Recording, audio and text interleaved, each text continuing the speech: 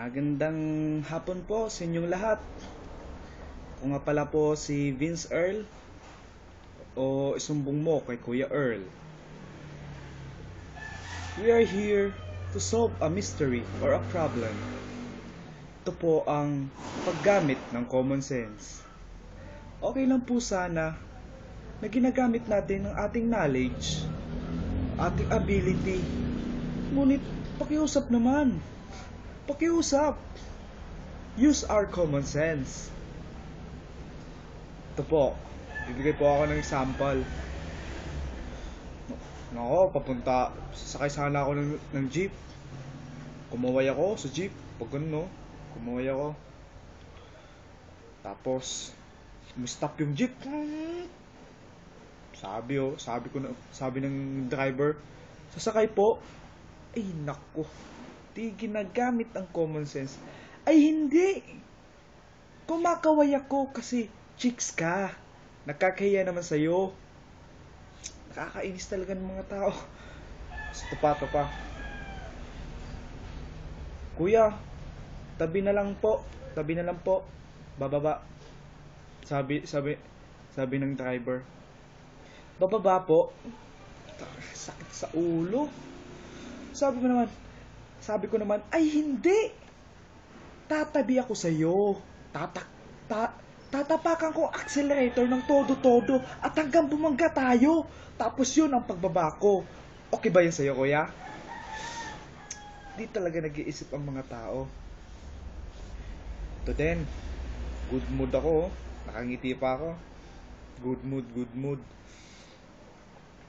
Naka-complete uniform pa ako nun. Complete uniform. At may ID pa.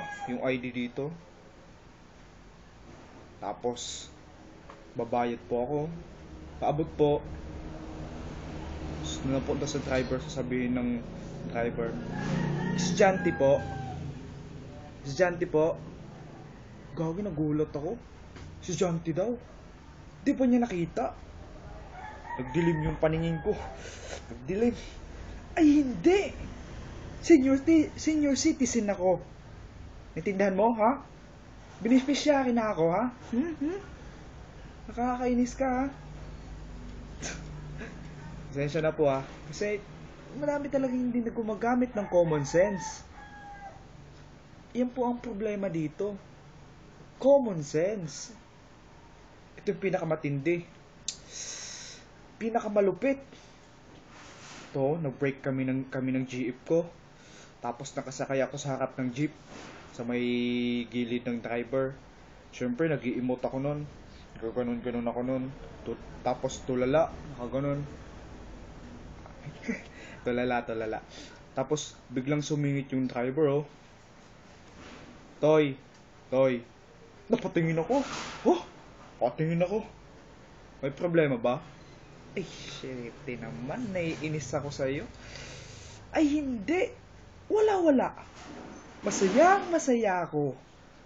At tears of joy lang to. Nakakainis.